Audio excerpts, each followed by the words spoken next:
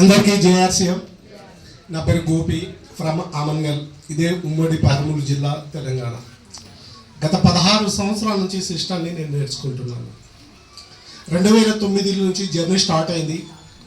2011లో యావత్ భారతదేశానికి మన సిస్టమ్ సతమత అయింది.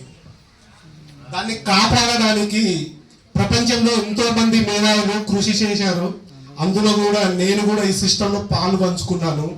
2012లో మార్చిలో ఎండాకాలంలో ఢిల్లీలో యావత్ భారతదేశానికి ఉన్న సెంటర్ గవర్నమెంట్ని తలకే వంచి భారతదేశానికి డైరెక్ట్ సెల్లింగ్ ఇండస్ట్రీ అనేది ఒక లీగల్ చట్టాన్ని తీసుకురావడానికి జరిగింది.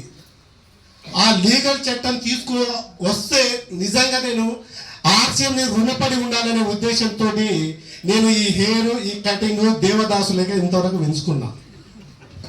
ఎందుకు పెంచుకున్నా అంటే భూమి మీద ఉన్న 140 కోట్ల మంది జనాలకు ప్రతి ఒక్కరికి జీవన ఉపాధి ఇవ్వడానికి, ప్రతి ఒక్కరికి ఆరోగ్యంగా ఉంచడానికే ఇది ఆరోగ్య ఆర్థిక స్వతంత్ర ఉద్యమం స్టార్ట్ అయింది.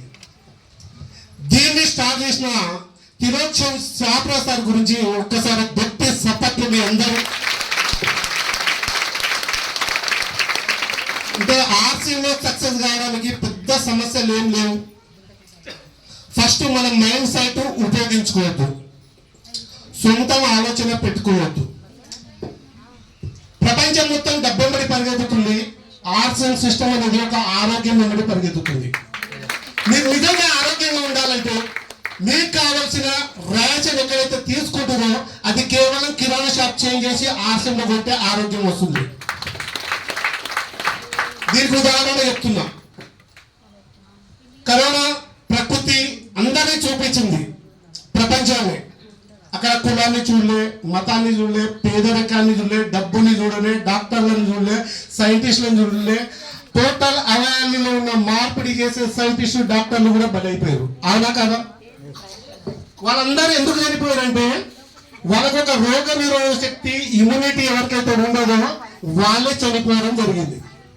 అంటే డాక్టర్ దగ్గర ఇమ్యూనిటీ గురించి తెలియక కాదు, కాకపోతే వాళ్ళు తినే ఆహారంలో రోగ నిరోధక శక్తి దేంట్లో ఉంది, దేంట్లో లేదు అనేది తెలుసుకోవడానికి వాళ్ళ దగ్గర టైం లేక, మనం తినే ఆహారం వేసే పేస్ట్ కాడి నుంచి నిరంతరం మనం దినచర్య వాడేది పండుకునే దోమ బత్తి వరకు టోటల్ మార్కెట్లో కల్తీ ఉంది.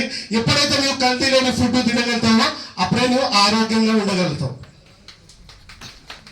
ఫస్ట్ ఆరోగ్యంగా ఉండగలిగితే ఆర్థికంగా ఎదగడానికి మన సిస్టంలో నీతి నిజాయితీగా ఈ ప్రపంచంలో బతకాలంటే 2 కాన్సెప్ట్లు ఉన్నాయి.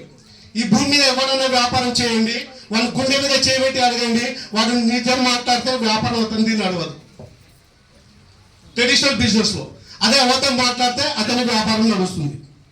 లేదా అదే మార్కెట్లో ఒకరి మీద చేయన్న పెట్టాలి, కాళ్ళన్న పెట్టి గుంజుతేనే అలాంటి వ్యక్తి